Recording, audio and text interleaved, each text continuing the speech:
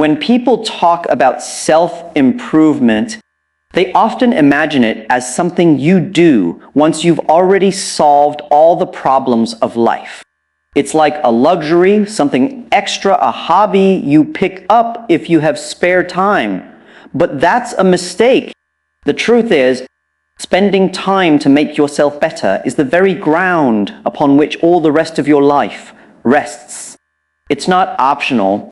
It's the most essential investment you'll ever make. Because the way you treat yourself sets the standard for how you interact with the world. If you don't respect yourself, if you don't discipline yourself, why should anyone else respect you? You're not going to fool the people around you for very long. They will see through the posturing. And perhaps more importantly, you will see through it yourself. Deep down, you know when you're wasting time, when you're betraying your own potential, when you're acting in ways that diminish you instead of elevate you. And that self-knowledge becomes corrosive. It eats away at you quietly until you can't look at yourself in the mirror without a subtle sense of disappointment. Self-respect is not about arrogance. It's not about telling yourself that you are great no matter what. That's cheap affirmation, and it won't hold up under the weight of reality. Real self-respect comes from discipline. It comes from knowing that you can rely on yourself, that when you set out to do something difficult, you'll actually follow through. You don't build self-respect by chanting mantras. You build it by doing the hard things you know you need to do, even when you don't feel like it. Think about it. Every time you keep a promise to yourself, no matter how small, you strengthen that inner foundation. You say you'll wake up early tomorrow, and you actually do. You commit to reading 10 pages a day, and you actually sit down and read. You promise yourself you'll stop scrolling endlessly on your phone for a night, and instead you use that time to reflect or write. Those are not small things. They are acts of integrity. They accumulate and they start to change the way you see yourself. You become someone you can trust. And when you can trust yourself, your confidence deepens in a way that no external praise can replicate. Discipline in this sense is the highest form of self-respect. You impose order on your own life, not because someone else forces you to, but because you recognize that chaos is the alternative, and life by its nature is already full of chaos. There are tragedies waiting for you, difficulties you don't yet know about, losses you will inevitably suffer. If you meet all of that while also carrying the chaos of your own undisciplined habits, you'll crumble. But if you've built a disciplined life, if you've cultivated respect for yourself by aligning your actions with your values, then you have a foundation sturdy enough to withstand the storms. You might say, well, discipline sounds rigid.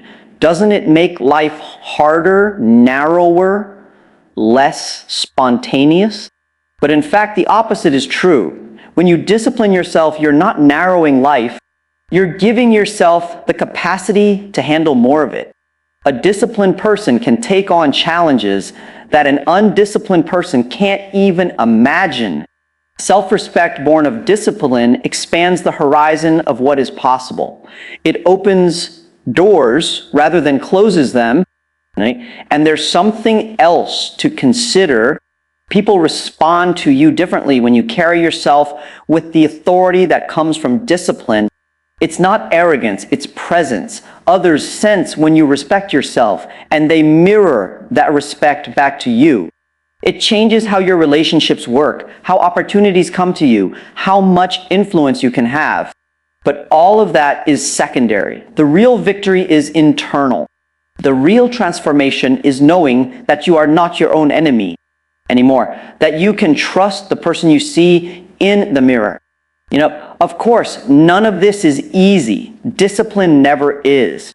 But it's better than the alternative, which is a life of quiet resentment and wasted potential.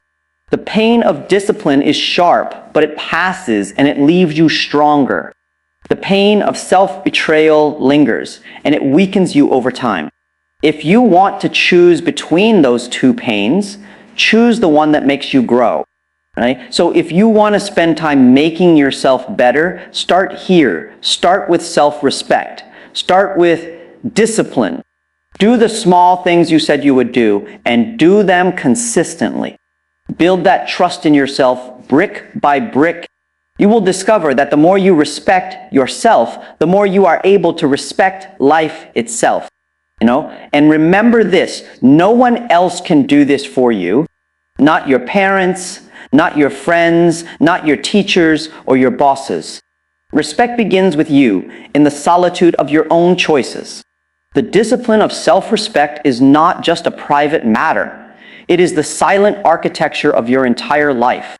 Right? So ask yourself every day, what would it look like if I treated myself like someone worth respecting, and then do that today, tomorrow, and the day after? Because in the end, the person you are becoming is shaped moment by the discipline you either embrace or avoid. Respect yourself enough to do what is necessary. Because if you don't, no one else can do it for you. When people think about change, they often imagine it as something dramatic, a sudden transformation, like the kind you see in movies. One moment, you're living in chaos, and the next, you've achieved order, purpose, and success. But real life doesn't work like that. Change is rarely explosive. More often, it's quiet, almost invisible. At first, it's the small improvements you commit to daily that compound over time, and not alter the trajectory of your life in ways you can't even predict. The mistake so many people make is that they underestimate the power of small steps. They think, what difference does it make if I read 5 pages of a book today? Or if I walk for 10 minutes? Or if I spend a few minutes journaling before bed? Because they don't see an immediate payoff, they assume the action is meaningless. But that's precisely the error. The truth is that small actions repeated consistently compound into something extraordinary. It's the same principle that governs interest in finance, compounding. Except here, it's your habits, your knowledge, your character that are compounding. Imagine the alternative. If you neglect the small things each day, they don't simply vanish. They accumulate as well.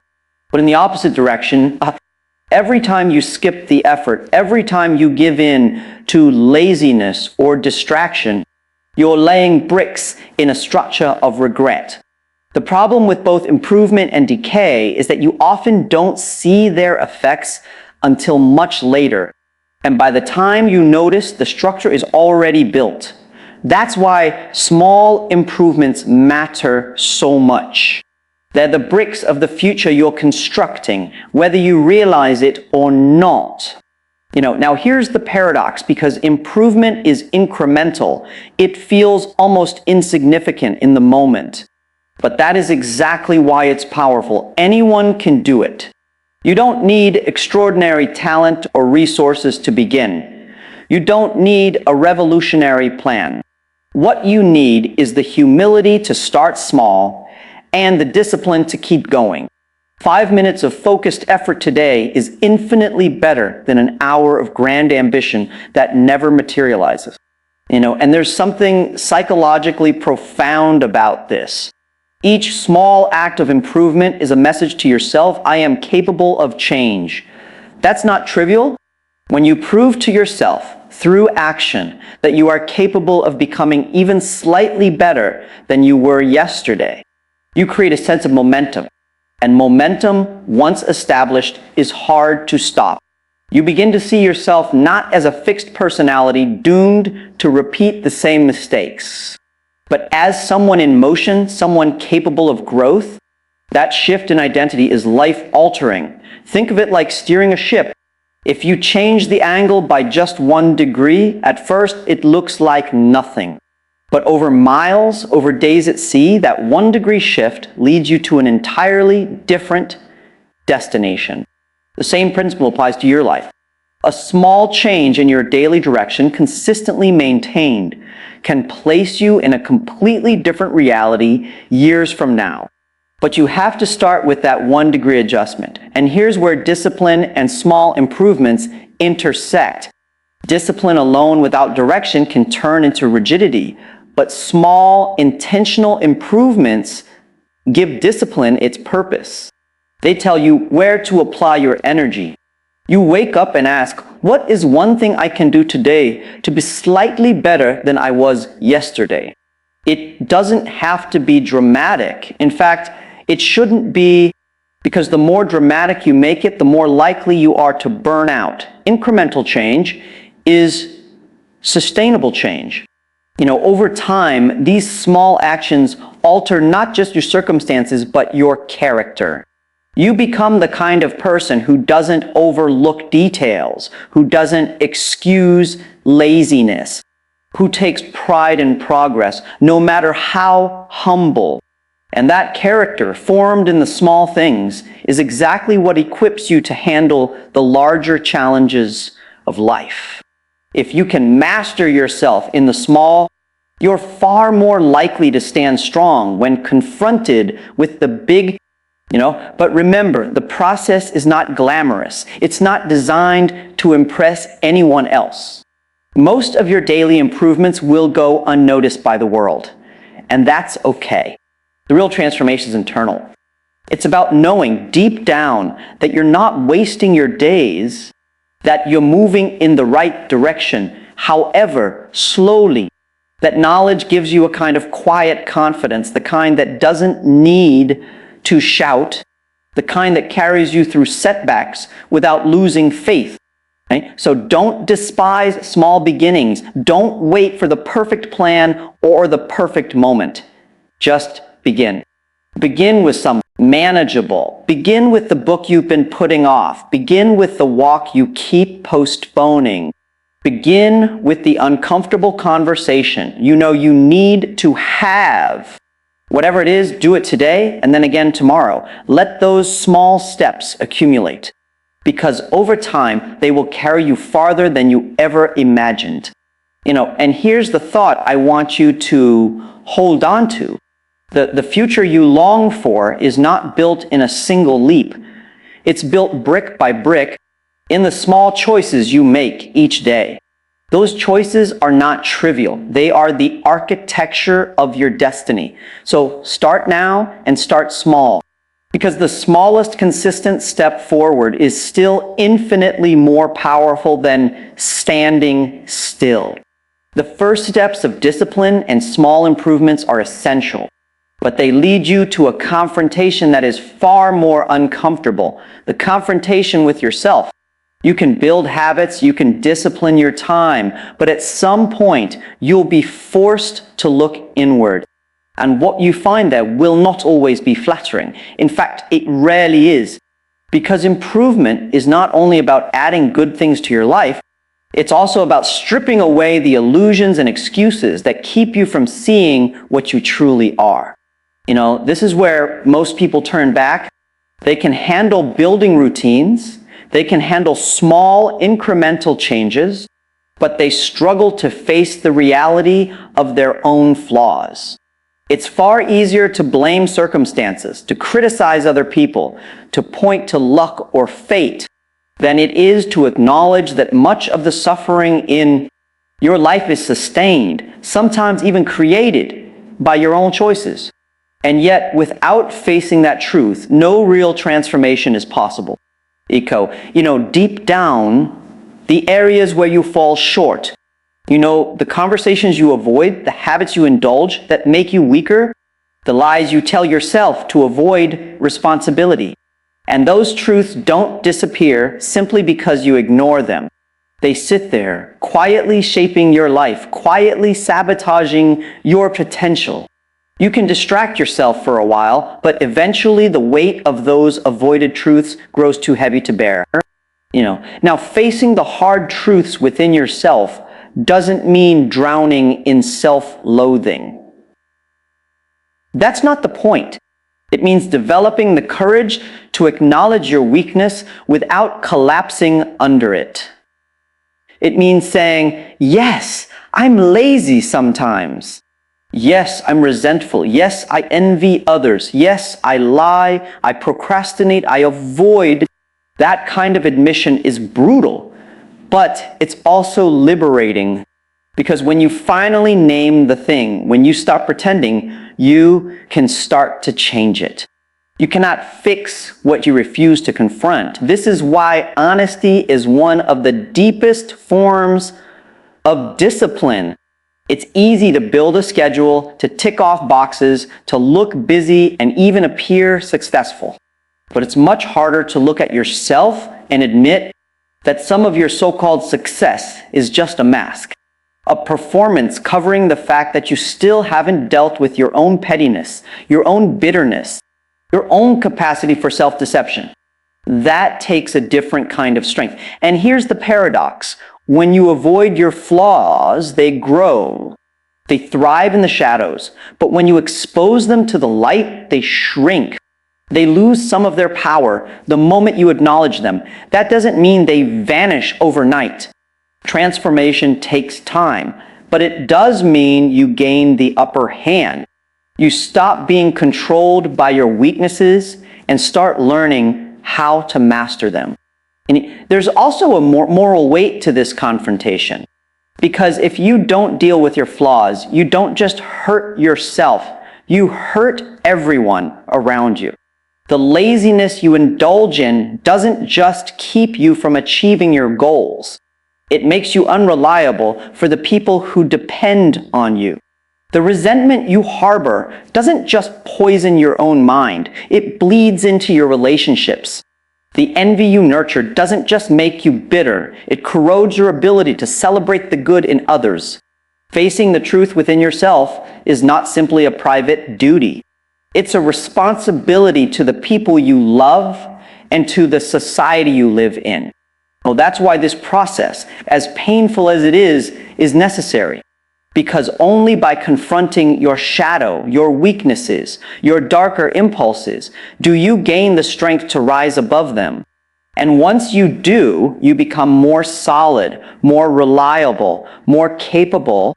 You stop living as someone who is at war with themselves and start living as someone who is aligned, integrated, whole. Of course, none of this happens in one dramatic moment. Just like small improvements build character, small acts of honesty build integrity. Each time you tell yourself the truth instead of hiding behind an excuse, you become slightly stronger. Each time you resist the temptation to blame others and instead accept your role, you become more responsible. And responsibility, though heavy, is what gives your life weight and meaning. This is why it's worth it. Because while facing the truth about yourself is painful, living a lie is worse. Pretending that you're fine when you're not. Pretending that you're innocent when you're complicit. Pretending that you're powerless when you actually have choices. That kind of dishonesty slowly hollows you out. But honesty, even when it hurts, fills you with a sense of integrity. And that integrity becomes the bedrock of genuine self-respect and lasting improvement. So the question is not whether you have flaws. You do, we all do. The question is whether you will have the courage to confront them, to name them, and to take responsibility for them. Because only then can you truly begin to transform. And here's what I want you to remember. The truth about yourself is not your enemy. It is your path forward. Face it directly, because the very things you're most afraid to admit, all of this discipline, hold the small improvements, facing the hard truths within yourself. It isn't just about you. It begins with you, but it doesn't end there. The ultimate aim of making yourself better is to become someone who is useful, someone who can shoulder responsibility not only for your own life, but for the lives of others. Because if all your growth remains confined to self-interest, it collapses into narcissism. Real improvement expands outward.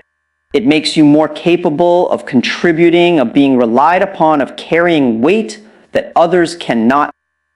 This is one of the deepest paradoxes of life. You must focus on yourself before you can truly serve others.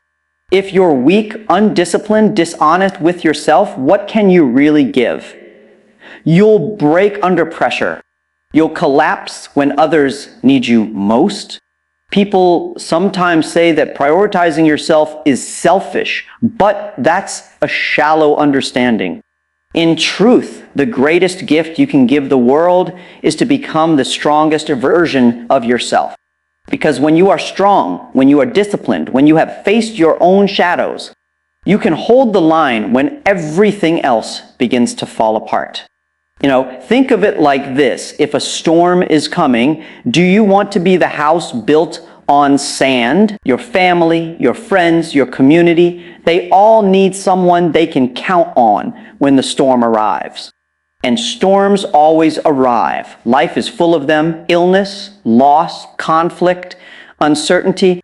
If you have not built yourself, if you have not cultivated strength, discipline, and honesty, then you will crumble when you are needed most. But if you have, then you become the rock upon which others can lean. That's not just metaphorical. You've seen it in your own life.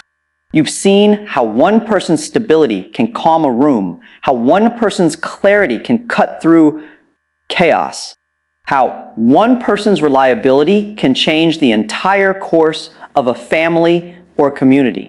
Those individuals are not born that way by chance. They have made themselves that way. They have invested in their own growth so that when the time came, they were prepared to serve others. And here's the thing, usefulness is not about control. It's not about dominance. It's about responsibility. It's about carrying more weight than you strictly have to because you've chosen to. When you become stronger, wiser, more disciplined, you take on more than your share of the burden, and that is what creates meaning. Because meaning is not found in comfort. It's not found in indulgence. It's found in carrying responsibility for something larger than yourself. But let's be clear, you cannot skip the order. You cannot rush past your own development and immediately try to save the world. That's a recipe for collapse, and it's the trap many well-meaning people fall into. They want to fix society. They want to change the world, but they haven't even sorted out their own chaos. They want to carry the burdens of others, but their own foundation is cracked. That doesn't work. You will break under the weight of responsibility if you haven't first made yourself capable of bearing it. That's why personal growth is not selfish. It's preparation. It's training for the responsibilities you will inevitably encounter. Right? The deeper truth here is that usefulness to others is what gives your life significance. Think about the people you admire most. They are not the ones who lived for themselves alone. They are the ones who sacrificed, who served, who gave of themselves because they had something to give. That's the kind of person worth becoming. Someone who others look to not because of status or wealth, but because of strength of character. And you don't have to look far to see this in action. Every family has someone who carries more than their share, who becomes the anchor for everyone else. Every workplace, every community, every friendship circle has someone who takes responsibility when no one else will. Those people are not always celebrated, but they are deeply respected because they embody what it means to live meaningfully. And that's the path available to you if you're willing to grow beyond yourself. But you must be willing because usefulness doesn't happen by accident. It requires choosing the harder path, the path of discipline, of daily improvement, of honesty with yourself. Only then will you have the strength to lift others when they fall, to stand firm when they waver, to provide clarity when they are lost. And here's what's so remarkable. When you begin to live that way, When you begin to carry responsibility not just for yourself, but for others, your own life becomes richer. It gains a weight, a significance, that comfort and ease can never provide. The paradox of usefulness is that by giving yourself to others, you end up finding a deeper sense of who you are. So the path is clear. Make yourself better, not for vanity, not for shallow self-interest, but so that you can become someone others can depend on. That is the highest aim of personal growth, because in the end, your life will be measured not by what you consumed, but by what you gave and by the strength you cultivated so that you could give it, and I'll leave you with this. Do not aim to live a life of comfort. Aim to live a life of consequence. Become strong enough, disciplined enough, honest enough that others can lean on you when their world falls apart. That is what it means to truly make yourself better.